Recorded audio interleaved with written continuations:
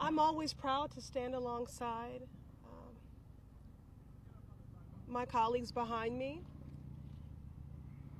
but I'm depressed at the number of times that we've had to come to this podium over these 100+ days.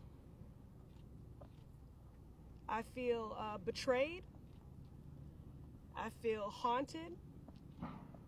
I feel shame. Palestinian lives matter. We have stood together at this podium many times now over these past few months, and our conviction has not waned in the slightest. For months now, after the brutal attack on October 7th, the world has watched in horror as the crisis in Gaza has worsened daily. Our hearts cannot begin to account for the loss of over 30,000 Palestinians, 2/3 of whom are women and children. I know you all have heard this before, but we will keep saying it until it stops.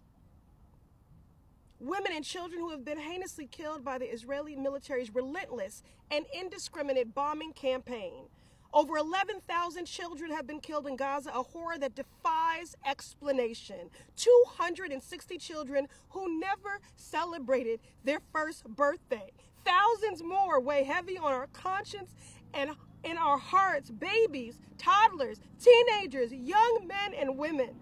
A child is killed every 15 minutes in Gaza. We cannot look away.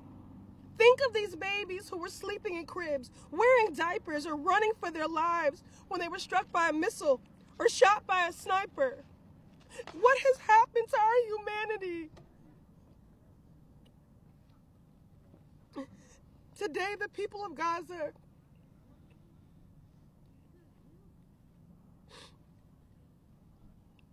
are facing the unconscionable threat of an Israeli invasion of Rafah, the last designated safe zone. But it's important to remember how we got to this moment. First, the Israeli government displaced Palestinians from northern Gaza and said the south was safe. Then they invaded southern Gaza and said that Rafah was safe. Now the Israeli military is threatening to invade Rafah, where over 1.5 million Palestinian civilians are sheltering without food, clean water, or medicine. When will this cruelty end? For how much longer will the U.S. offer its full-throated support for the Israeli government as it violates international law and operates with callous disregard for human life? I've said it before and I'll say it again. Vengeance is not a foreign policy doctrine, and we cannot bomb our way to peace. History has shown us that time and time again. Diplomacy is the only path forward, and that must begin with an immediate, lasting, and indefinite ceasefire now. A ceasefire is the best way to save lives, to bring all hostages home, deliver the humanitarian assistance that Gaza so desperately needs, and we are not alone in this fight. Millions across the globe are marching peacefully for a ceasefire. Support in Congress has never been higher, and our labor siblings, the UAW, AFL-CIO, and AFT, are now firmly in our corner. Our pro-peace, pro-humanity movement, it is strong and intersectional and growing daily. Because from Massachusetts to Michigan and all the way to the Middle East, our destinies are tied, and our shared humanity is on the line. We need a ceasefire now because it is the right thing to do, the moral thing to do. But in case the White House needed any more convincing, I'll remind them not only is ceasefire good policy, it is good politics. The results in Michigan this week made it plain. Voters are not happy with the United States handling of the war in Gaza, and President Biden must change course.